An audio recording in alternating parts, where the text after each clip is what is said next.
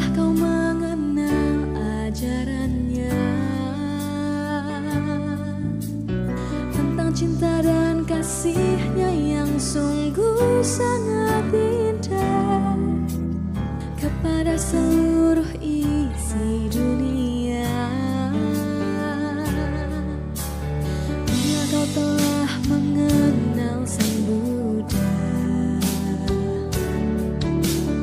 pastilah kau mengenal ajarannya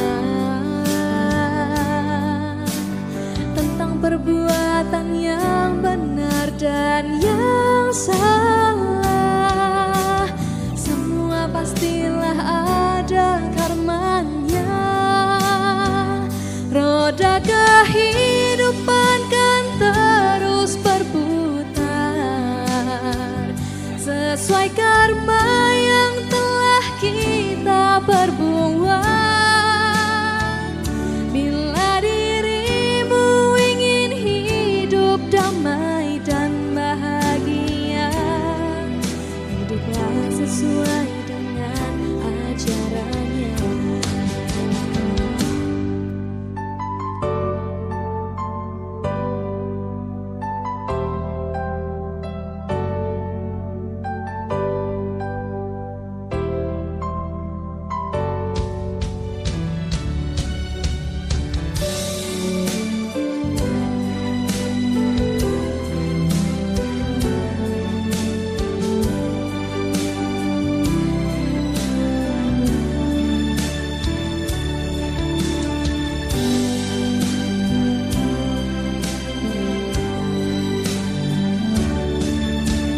Bila kau telah mengenal Sang Buddha, pastilah kau mengenal ajarannya tentang perbuatan yang benar dan yang salah. Semua pastilah ada karmanya. Roda kehidupan kan terus berputar sesuai karma yang telah kita perbuat. Bila dirimu ingin hidup damai dan bahagia, hiduplah sesuai dengan ajarannya. Roda kehidupan kan terus berputar sesuai karma yang telah kita perbuat. Bila dirimu ingin hidup damai dan bahagia, hiduplah sesuai dengan ajarannya. Bila dirimu ingin hidup damai dan bahagia, hiduplah sesuai dengan ajarannya.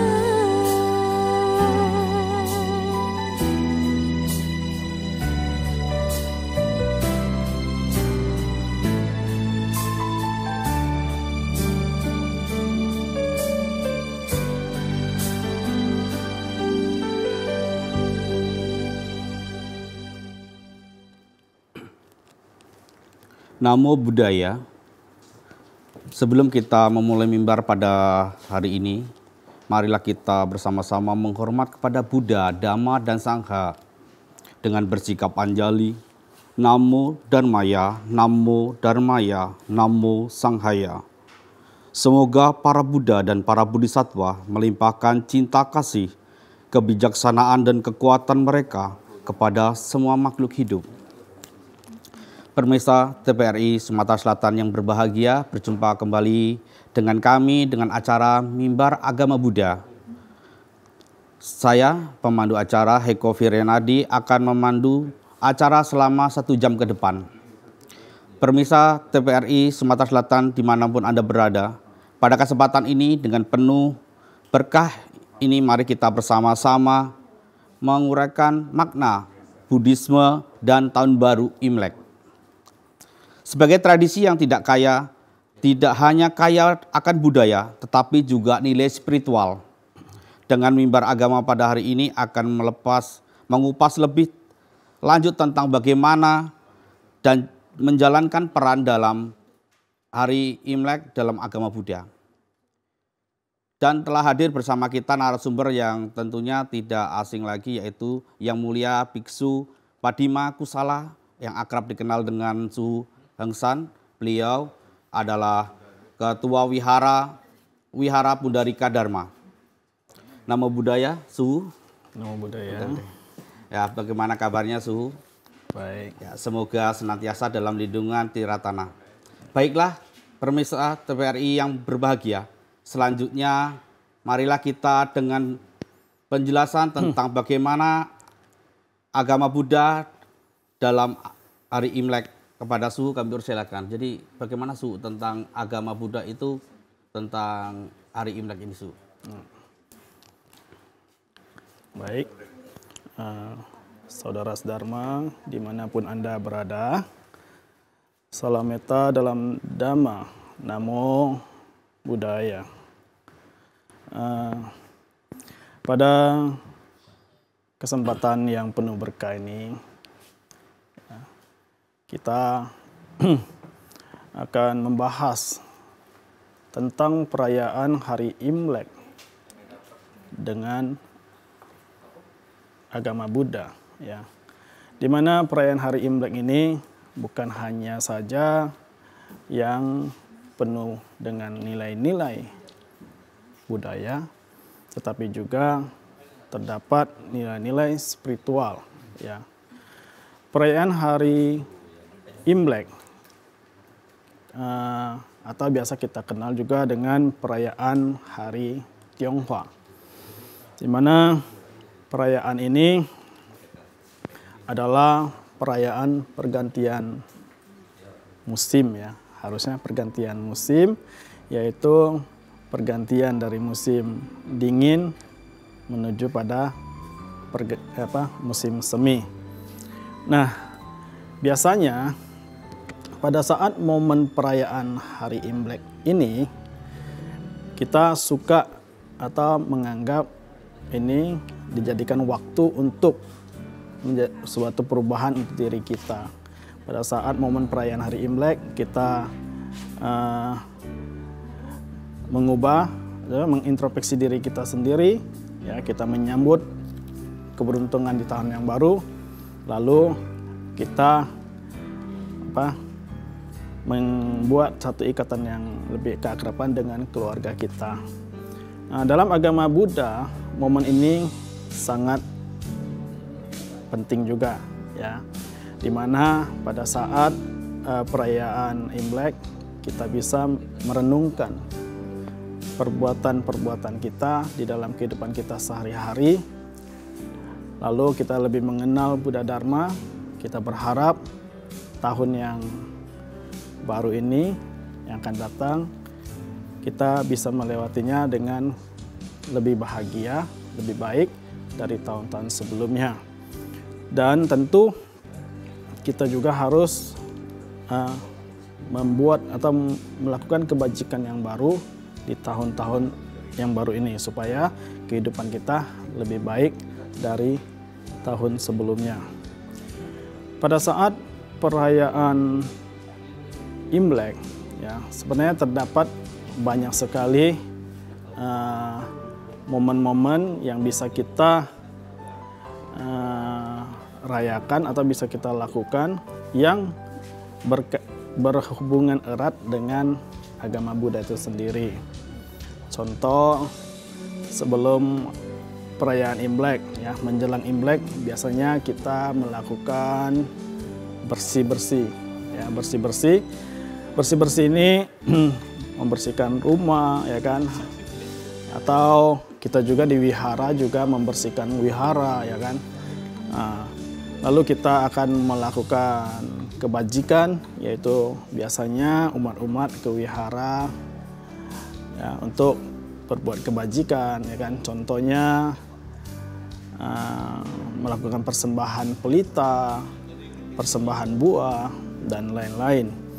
Lalu di dalam perayaan Imlek ini juga ada momen yang sangat penting, yaitu menghormatin leluhur. Nah, biasanya kebiasaan ini dilakukan oleh terutama kita orang Tionghoa lah ya. Orang Tionghoa kita ini kita akan melakukan penghormatan pada saat perayaan Imlek.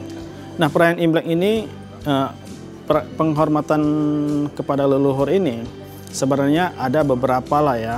Selain Imlek ya kan, kita mengenal perayaan Qingming, kita mengenal Ulam Bana dan persembahan onde ya, onde. Jadi ada beberapa penghormatan kepada leluhur. Nah, di Imlek ini tidak lupa ya, pada saat perayaan Imlek kita akan melakukan penghormatan kepada leluhur, yaitu 1 hari sebelum perayaan Imlek. Perayaan Imlek tahun ini jatuh pada tanggal 29 Januari ya. Nah, jadi biasanya 1 hari sebelumnya itu sudah ada puja persembahan kepada para leluhur ya. Nah, puja persembahan kepada leluhur ini mengingatkan kita akan jasa-jasa leluhur atau orang tua kita. Nah, sehingga kita dapat berbuat satu kebaikan, yaitu dengan cara pelimpahan jasa lah untuk leluhur kita.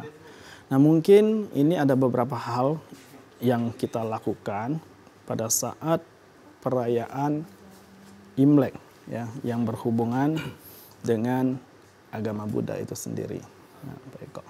Ya, Su. Jadi kalau misalkan Su, kalau di wihara itu peringatan Imlek ini apa ada persiapan khusus Su tentang kegiatan-kegiatan yang menuju hari Imlek ini Su, khususnya untuk umat Buddha Su? Nah, kalau di wihara, biasanya ya kita akan menjelang hari Imlek itu kita akan mengadakan pembersihan ya, pembersihan besar-besaran lah kita bilang. Seperti tadi kita bilang ya, pembersihan ini selain orang umat Tionghoa ya membersihkan di rumah sendiri, di wihara juga begitu sama. Jadi persiapan untuk menyambut hari raya Imlek kita awalin dengan bersih-bersih wihara, biasanya juga bersih-bersih rupang ya, bersih-bersih lingkungan wiharanya ya kan. Nah, ini pembersihan ini mempunyai makna, bukan hanya kita membersihkan fisik-fisik yang ada di luar ya, bukan hanya kita membersihkan sarana yang di luar, tetapi mengingatkan kepada kita bahwa kita ini harus membersihkan batin kita sendiri. Batin kita ini juga perlu dibersihkan ya kan. Jadi bukan hanya kita membersihkan sarana luar. Nah, makna dari pembersihan ini sendiri ya mengingatkan kita bahwa kita ini pada dasarnya ada keserakahan, kebencian dan kegelapan batin.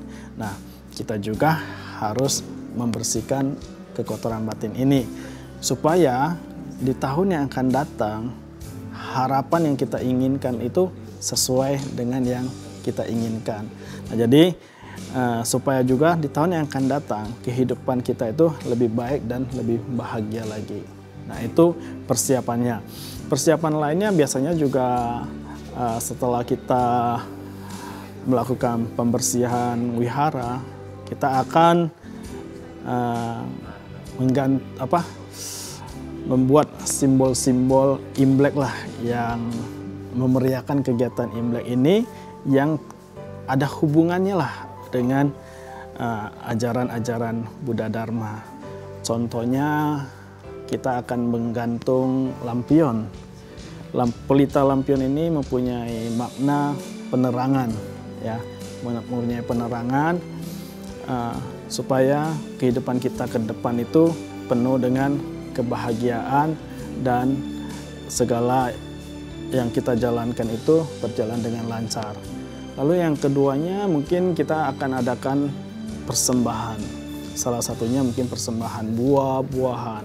Nah, buah-buahan ini mempunyai makna juga yang kita persembahkan di altar ini, mempunyai makna seperti misalnya buah sangkis atau buah jeruk Ya, ini. Su. Nanti kita lanjutkan lagi, Su. Oke. Baiklah pemirsa TPRI yang berbahagia, dengan penjelasan dalam agama Buddha dengan hari Imlek tentunya akan menambah pengetahuan buat kita bagaimana.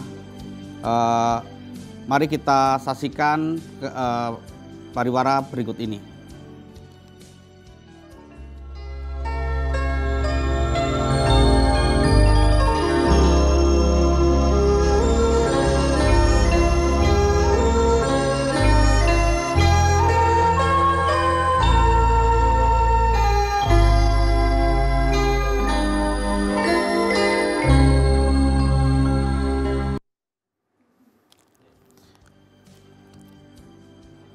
Ya pemirsa Budiman, mari kita bersama-sama tadi Su sudah menjelaskan tentang bagaimana persiapan untuk menjelang hari Imlek ini, Su. Tapi di dalam hari Imlek ini ada sebuah simbol-simbol yang perlu, tadi ada buah, ada segala macam. Tapi itu menurut dalam agama Buddha apakah ada artinya, Su? Itu tolong Su diperjelas, Su. Terima kasih. Ya, baik. Tadi kita bilang di dalam menyambut perayaan Imlek, ya, untuk memeriahkan Imlek ini tentu di wihara juga, ya, kita akan menggantung atau membuat persiapan, ya, dengan simbol-simbol yang ada hubungannya dengan agama Buddha. Nah, contoh tadi seperti menggantung lampion, ya, sebagai simbol penerangan. Kita akan mempersembahkan buah-buahan, ya, sebagai simbol juga bahwa buah yang persembahkan ini adalah buah kebajikan, ya, misalnya dengan persembahkan buah jeruk, ya, sebagai simbol kemakmuran dan kesuksesan, dan buah-buah yang lain, ya. Nah, tentu ini adalah sebagai simbol. Nah, yang lainnya bisa seperti persembahan bunga, ya, bunga bisa bunga teratai, bunga apa itu, bunga sebagai lambang kesucian, ya, atau bunga itu sendiri mempunyai makna ketidakkekalan, memberitahukan kepada kita bahwa proses kehidupan kita ini selalu berubah, ya, tidak ada yang kekal. Nah, jadi persiapan-persiapan itulah yang kita lakukan pada saat kita menjelang perayaan Imlek ini sendiri. Oh ya, Su, kalau apakah ada puja khusus, Su, dalam untuk perayaan hari Imlek ini, Su? Nah, mungkin puja dalam agama Buddha itu sendiri, Su. Oke. Ya, puja ini tentu pasti ada, ya. Nah, seperti tadi kita bilang, kita kan bersih-bersih, ya. Bersih-bersih ini ingin membersihkan noda batin kita. Batin kita ini perlu dibersihkan juga. Nah, salah satu cara yaitu kita menyatakan penyesalan, ya, merenungi kesalahan-kesalahan kita, menyesali perbuatan kita yang telah kita lakukan. Nah, kita menyatakan bertobat, lalu kita di hadapan para Buddha kita menyatakan pertobatan, atau biasa kita membaca sutra Chan Hui atau sutra pertobatan. Nah, sutra ini biasanya dibaca pada saat momen perayaan Waisak, perayaan Imlek, ya, perayaan Imlek ini, karena dengan membaca sutra-sutra pertobatan, ya, kita mengakui kesalahan kita bertekad untuk mengubah diri kita menjadi lebih baik dan bertekad untuk tidak mengulangi, supaya kehidupan kita atau di tahun yang akan datang, tahun yang baru, kita lebih baik lagi. Nah, jadi di wihara itu biasanya ada pembacaan sutra-sutra pertobatan dalam rangka perayaan Imlek ini. Oh ya, Su, kalau untuk pembacaan sutra atau parita di dalam wihara itu ada jam-jam khusus nggak, Su? Apakah nanti tengah malam menjelang Imlek itu pergantian tahun atau sebelumnya, Su? Ya. Gitu, atau sebelumnya dipersiapkan begitu, Su? Oh, ya, biasanya malam Xinjia, ya. Nah, Xinjia ini adalah kata lain daripada Imlek, ya, perayaan Imlek. Nah, malam Imlek itu biasanya orang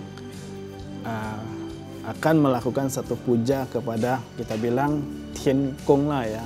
Umat biasanya akan melakukan puja ini. Yaitu puja ini biasanya dilakukan pada saat malam pergantian tahun, yaitu besoknya Xinjia, malam ini mereka akan, atau besoknya kita bilang Uposatha Cait ya. Uposatha Cait, maka malamnya itu mereka akan sembahyang Tian Gong. Ini jam yang khusus, ya, ini jam yang khusus. Nah, jadi biasanya menyambut pergantian tahun ya, atau nah seperti ada yang menggunakan Sio. Nah, Sio ini. Jadi pergantian Sio ini sudah ini kan tahun ini Sio naga mau ganti Sio ular, atau nah ini pergantian tahunnya. Jadi mereka akan melakukan satu puja kepada Tian Gong, memohon berkah, yaitu pada saat malam pergantian tahun ya.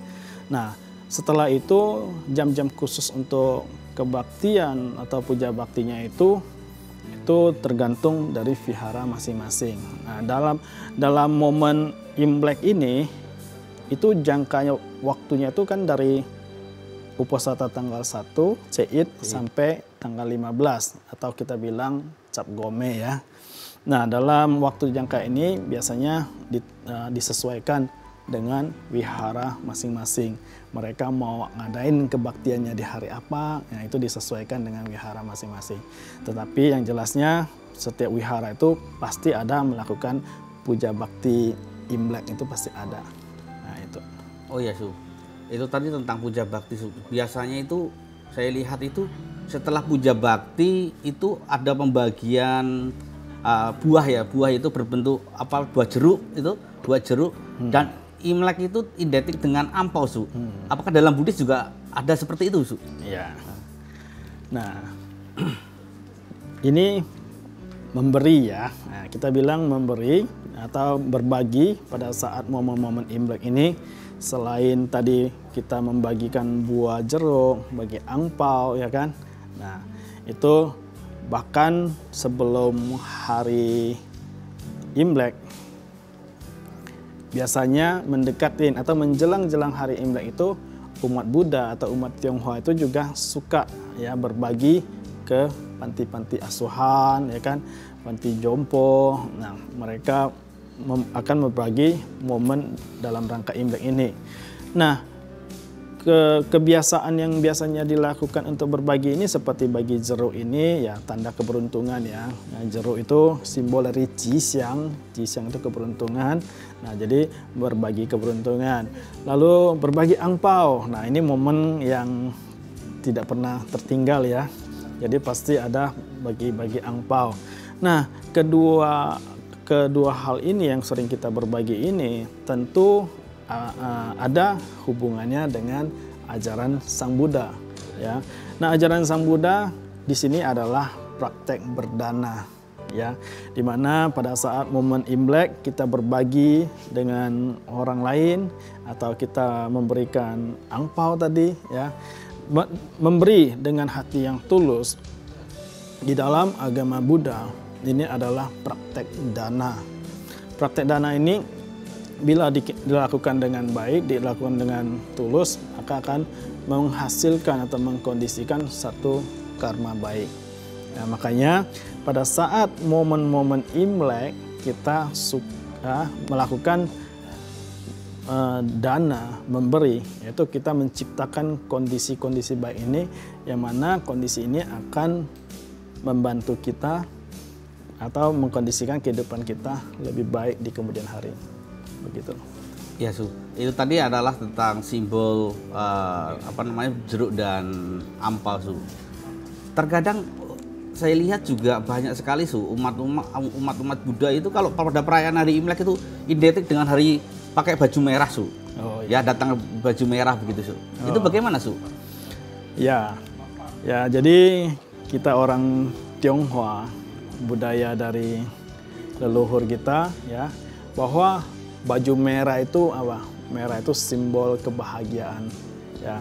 Jadi di hari Imlek ya, semua yang merayakan perayaan Imlek itu suka memakai baju yang berwarna merah karena dipercaya ya akan membawakan kebahagiaan, diberikan satu berkah yang ya. Nah, ini baju merah ini juga biasanya dilakukan yang kita pada saat perayaan Imlek ini dia akan memberikan satu pandangan energi yang positif, kebahagiaan yang baik sehingga yang akan datang itu akan lebih baik ya. Jadi baju merah itu adalah simbol dari kebahagiaan ya. Nah, itu adalah budaya daripada orang Tionghoa pada saat perayaan Imlek. Oh gitu. Oh ya, tadi sudah menjelaskan salah satunya adalah untuk berbakti kepada leluhur atau orang tua. Nah, terkadang ada umat ini, ini cerita sedikit tentang ini. Bahkan ada umat yang keluarganya meninggal ini, tapi nggak boleh merayakan Imlek. Apa hubungannya itu, Kalau dalam Buddhis ya tentu bagaimana itu pandangan dari Buddhis itu, Ya. Yang tentang tradisi ini, Untuk umat yang pada saat momen Imlek dia tidak ikut ya karena di keluarga mungkin ada yang sedang berduka ya kan. Nah, kalau berduka ini di orang Tionghoa itu mereka tidak memakai baju merah atau tidak merayakan pesta-pesta yang meriah itu ya tradisinya itu 3 tahun ya. Jadi selama 3 tahun itu tidak memakai baju merah, tidak mengikuti perayaan-perayaan hari besar atau hari-hari yang meriah itu tidak dilakukan. Kenapa? Karena masih masa dalam berduka. Jadi berduka itu selama 3 tahun ya kan. Nah, jadi selama waktu itu tidak melakukan tidak memakai baju merah atau tidak mengikuti perayaan Imlek itu sendiri. Nah, ini adalah budaya dari kita orang Tionghoa ya. Jadi tidak mengikuti kegiatan yang meriah selama ada masa berkabung atau masa duka. Oh, berarti kalau misalkan ini ada keluarga yang meninggal, berarti ya intinya adalah tidak merayakan perayaan-perayaan yang mewah begitu ya, betul, karena keluarganya sedang ada suatu permasalahan. Oh, jadi begitu. Oh ya, apakah yang khusus untuk yang tadi yang meninggal tadi, Kalau di dalam agama Buddha apakah ada bagaimana caranya bahwa bukan merayakan tetapi tadi adalah simbol berbakti kepada orang leluhur tadi, Bagaimana, Ya, nah ini sebenarnya kalau di agama Buddha sih tidak ada ya, maksudnya apakah ada hubungannya dengan tidak merayakan Imlek itu selama 3 tahun itu adalah tradisi atau budaya orang Tionghoa. Nah, kalau di agama Buddha ya, karena agama Buddha itu bisa mengikuti ya budaya tradisi yang ada di satu tempat, maka ya agama Buddha bisa menanggapinya dengan cara pada saat perayaan Imlek seperti ini dengan cara melakukan kebajikan, lalu melimpahkan kebajikan ini kepada leluhur atau kepada orang tua yang telah meninggal. Nah, jadi dari cara agama Buddha itu sendiri ya bisa menanggapinya dengan cara melakukan pelimpahan jasa atau berbuat kebajikan lah, kita limpahkan jasa kepada leluhur kita ini. Nah, walaupun tidak merayakan Imlek, tapi boleh melakukan kebajikan lalu limpahkan jasanya kepada orang tua. Nah, jadi momen Imlek itu tetap adalah satu momen yang baik ya, di mana mengingatkan kita untuk berbakti kepada orang tua yang telah tidak ada seperti itu. Ya, pemirsa TVRI yang Sumatera Selatan yang berbahagia, selanjutnya pembahasan Buddhisme dan Hari Raya Tahun Baru Imlek. Mari kita saksikan pesan-pesan berikut ini.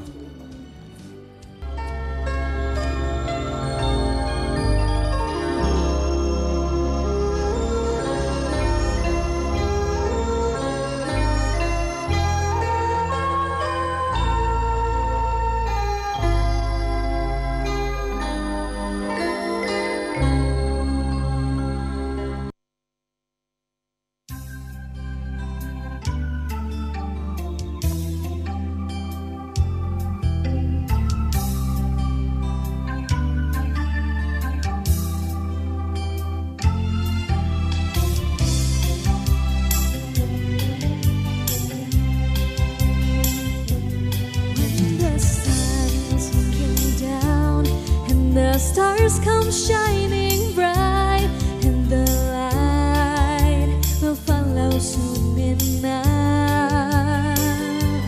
That's the story had been said since the first folkteller told, and will always be the same again.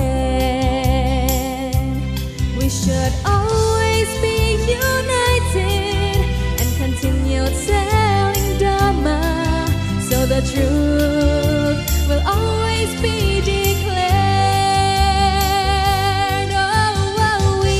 Oh, we will be faithful, and together we will face the new dawn.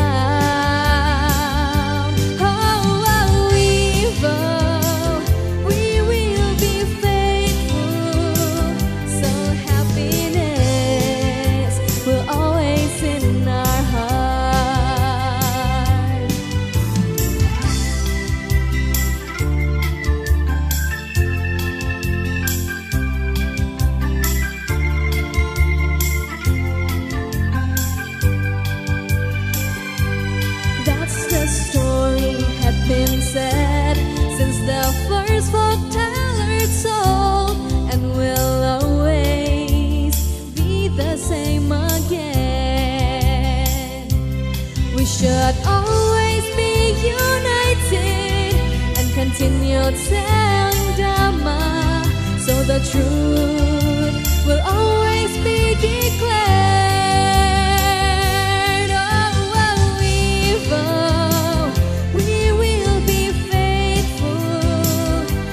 Together we will face the new dawn. No evil, we will be faithful, so happiness will always in our heart. Oh, evil, we will be faithful, and together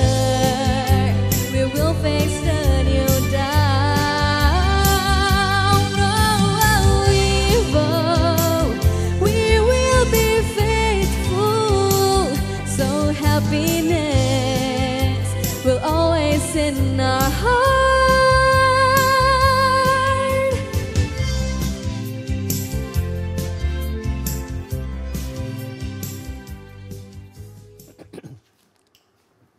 Ya, bertemu lagi dengan Mimbar Agama Buddha.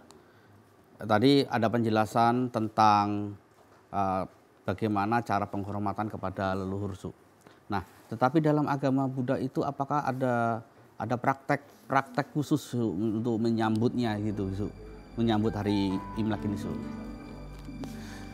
Nah, umumnya pada saat perayaan ya, seperti menyambut perayaan Imlek ini sendiri, maka para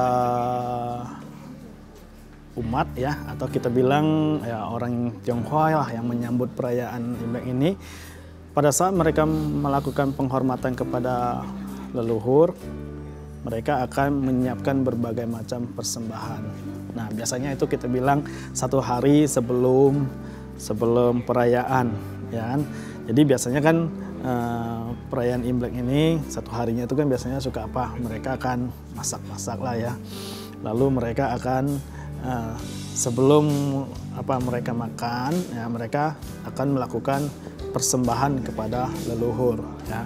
Jadi makanya kita bilang momen perayaan Imlek ini sendiri ya itu mengingatkan kita kepada leluhur ya. Kita akan sembahyang dengan biasanya juga dengan persembahan-persembahan ya kan, termasuk juga dengan buah-buahan tadi, makanan dan kue-kue demikian.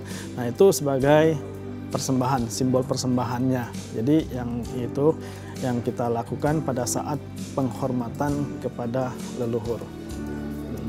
Iya, Su. Kalau misalkan tadi ada keluarga yang memberikan sebuah simbol tadi berupa ampau tadi, Su. tetapi ada ini saya kurang belum mengerti tentang ini Su. Bagaimana kok orang yang udah berkeluarga yang memberikan ampau, sedangkan untuk melakukan satu kebajikan itu melalui dana tadi Su, kan nggak harus mengukur apa namanya umur tadi Su. Nah Ya. itu bagaimana kaitannya Su? Jadi kalau di budaya, di dalam tradisi, orang yang memberikan angpau itu adalah orang yang sudah berkeluarga. Ya, jadi dia yang memberikan angpau itu dia sudah berkeluarga, memberikan kepada yang lainnya.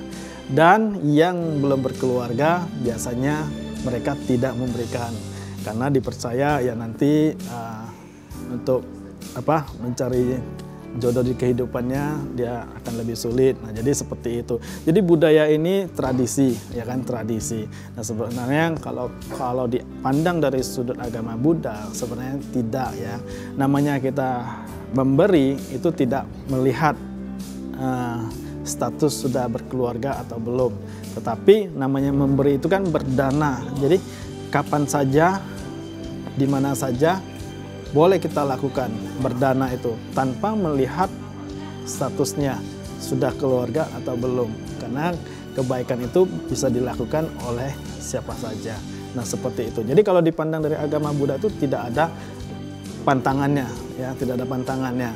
Nah, karena ini adalah tradisi budaya sehingga ada perbedaan. Wah, nanti sudah berkeluarga baru boleh kasih angpau, kalau belum berkeluarga tidak boleh. Nah, itu seperti itu.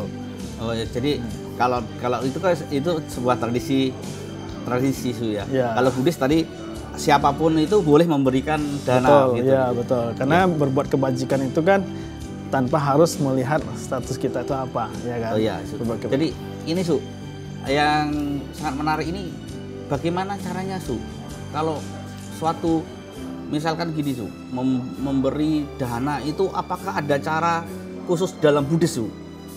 Ada beberapa kriteria Su. Misalkan nih dana itu diberikan, apakah ada tujuan-tujuannya Su? Gitu. Ya.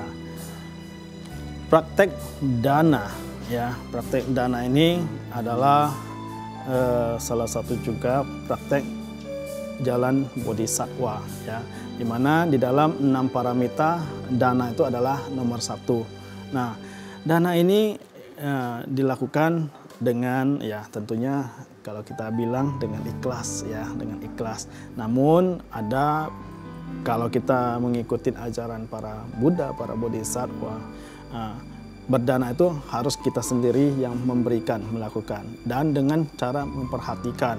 Pada saat berdana kita tidak melekat, ya, supaya maksudnya kita bilang dana itu sempurna. Pada saat kita memberikan dana, pahala itu sempurna. Yang pertama, kita tidak melekat dengan saya yang sedang berdana, saya yang ada. Biasanya kan kita suka, oh ini saya yang kasih dia, ini dia punya, saya yang kasih. Jadi ada saya yang sedang melakukan dana. Jadi kita melekat dengan adanya si saya atau adanya si aku yang melakukan. Kedua, kita tidak melekat dengan objek ini. Ini seperti, oh ini Pak Heko, saya lebih senang dengan Pak Heko, saya belinya dengan banyak. Si dia, saya tidak suka, saya belinya dengan sedikit. Nah, ini ada kemelekatan. Jadi objek yang kita berikan tuh kita ada kemelekatan. Nah, ini tidak boleh, ya kan? Jadi harus kita hindari. Yang ketiga, barang, ya, barang yang kita persembahkan ini itu kita tidak melekat. Jadi yang misalnya kita sudah kasih, ya, kita tidak melekat lagi. Jadi misalnya jangan, aduh, barang yang sudah saya kasih tadi, saya ada timbul penyesalan. Aduh, ini bagus sekali barang ini, kenapa saya kasih ke dia, ya kan? Nah, itu. Jadi pada saat berdana itu yang kita perhatikan itu tidak melekat adanya si aku yang sedang berdana, tidak melekat dengan objek atau tempat sasaran kita berdana. Ketiganya, kita tidak melekat dengan barang yang kita berikan. Nah, itu. Jadi dengan tidak melekat ketiga hal ini, maka pahala kebajikan itu akan lebih sempurna. Oh iya.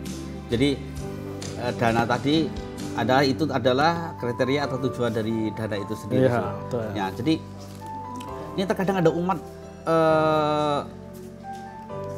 ada sebuah contoh gini, ada sebuah umat itu berdana di wihara, misalkan membawa sebuah ini kan perayaan Imlek misalkan bawa sebuah jeruk nih, satu mangkok jeruk disimpan, tapi permintaannya luar biasa banyak itu Su. Biasanya bagaimana itu Su? Iya, itulah. Jadi kadang-kadang umat itu ya namanya kita masih umat awam ya, masih umat awam. Pada saat kita melakukan satu doa persembahan dengan buah-buahan, kadang kita banyak sekali permintaannya, ya kan? Nah inilah kadang-kadang yang harus kita perbaiki. Pada saat kita mempersembahkan buah di altar itu, ya kan, bukan berarti kita benar-benar seperti kita memberikan buah di altar itu ya. Lalu kita boleh meminta dengan permohonan yang begitu banyak. Nah, kita lakukan persembahan buah itu, lakukanlah dengan satu dana ya, persembahan dana buah itu. Sedangkan pada saat kita melakukan itu sebenarnya dia ada kebajikannya. Jadi perbuatan baik itu sendiri akan mengkondisikan kebaikan. Jadi tanpa memohon pun sebenarnya kita bisa sudah mendapatkan pahala itu sendiri. Karena pada saat kita ada satu niat untuk melakukan persembahan di altar ya seperti tadi buah-buahan, itu sudah menanam kebajikan, dan kebajikan ini akan mengkondisikan satu kebaikan untuk diri kita ya. Jadi tentu tadi kenapa bilang banyak permohonan ya, sebagai umat awam kadang-kadang karena kurang paham jadi seperti itu, banyak permohonan yang diminta ya. Sebenarnya tadi kita bilang tanpa meminta pun kebajikan itu sudah mengkondisikan satu kebaikan untuk kita. Iya Su. Jadi itu tadi tentang dana Su, dana atau persembahan tadi. Nah, ini untuk menjelang Imlek ini apakah ada doa atau puja khusus Su? Nah, misalkan ada permintaan apa doa-doa apa gitu Su yang harus secara Buddhis bagaimana Su? Ya tadi kita di awal kita juga jelaskan ya bahwa menjelang tahun yang baru ini selalu ada momen ya.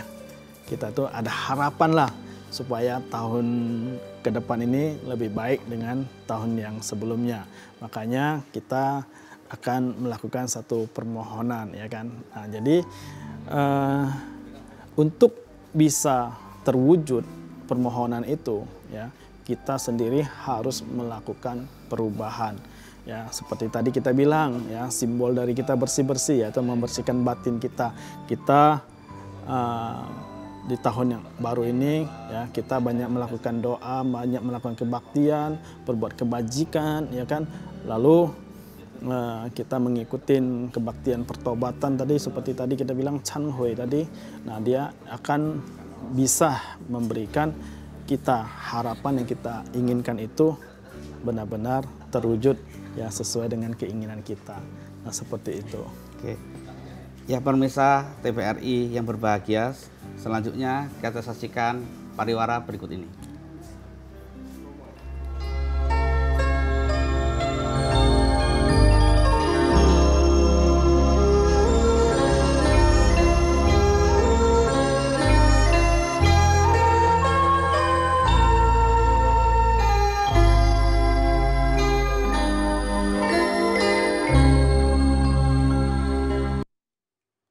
Kembali lagi bersama kami dalam Mimbar Agama Buddha. Iya Su, itu tentang Imlek ini Su. Kita sebagai umat Buddha, apakah ada suatu cara khusus yang harus mempraktekkan ajaran Buddha untuk hari Imlek ini Su? Ya. Nah, jadi mempraktekkan atau merayakan perayaan Imlek ini dengan agama Buddha tidak lain yaitu melakukan kebajikan ya. Jadi mau kehidupan yang di tahun yang baru ini lebih baik, kita harus banyak melakukan kebajikan ya.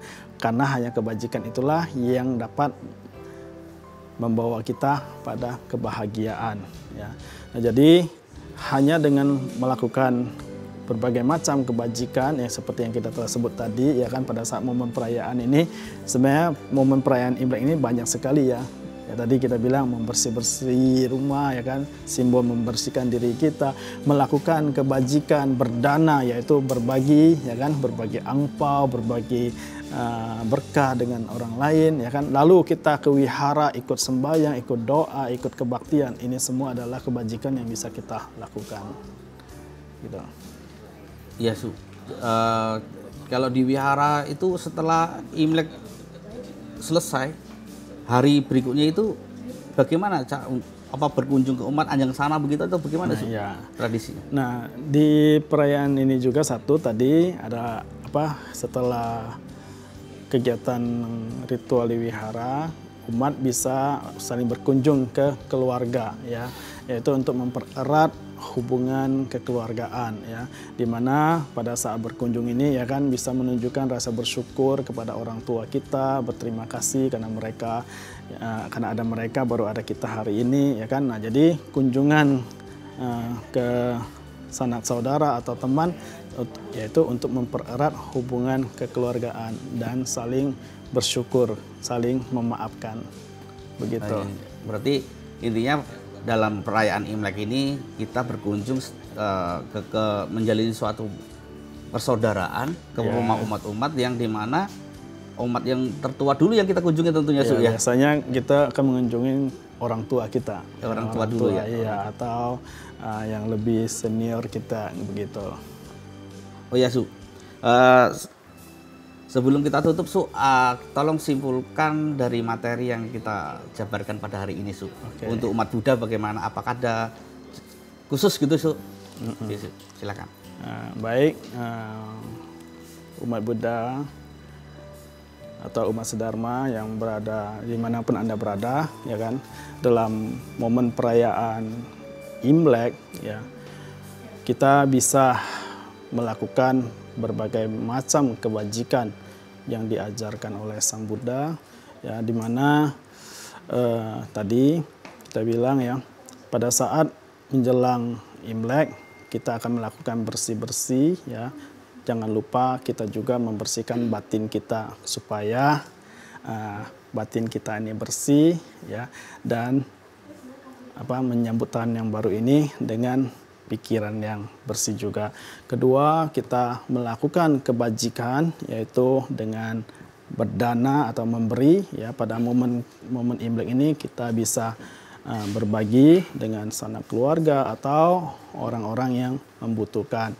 Jangan lupa pada momen Imlek kita ke wihara untuk mengikuti doa, ya, atau mengikuti kebaktian, dan ke wihara untuk melakukan persembahan, ya, seperti pelita ataupun persembahan buah dan lainnya, ya. Mungkin itu yang bisa kita lakukan pada saat perayaan Imlek. Semoga dengan berbagai kebajikan yang kita lakukan ini mengkondisikan, ya, kehidupan kita lebih baik di tahun yang akan datang. Selamat Hari Imlek, ya. Kita tutup tadiyata om gate gate parasan gate bodhi swaha amitofo. Terima kasih pemirsa TVRI yang berbahagia. Tadi adalah mimbar dalam agama Buddha. Ada bertema Buddhisme dan Hari Imlek. Ya, Su, kami aturkan terima kasih banyak, Su, atas kesempatan ini. Semoga dhamma yang disampaikan pada hari ini bisa bermanfaat bagi kita semua. Saya akhiri, Sabbe Satta Bhavantu Sukhidata, semoga semua makhluk hidup berbahagia. Sadu, sadu, sadu. Namo Buddhaya.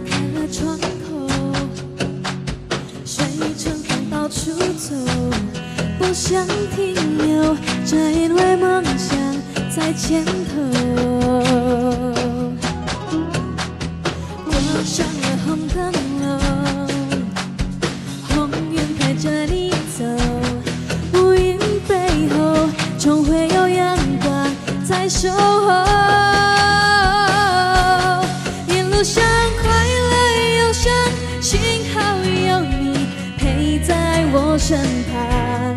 我感恩每个脚步都有你的正能量。多年后回头看看，多少梦想依旧在肩上，趁今年准备好去翱翔。动起来，一起来加油，唱起来，烦恼都跑走，好朋友伸出手，拥抱春天的气候。动起来，一起来加油，笑起来，学会了包容，祝福你大丰收。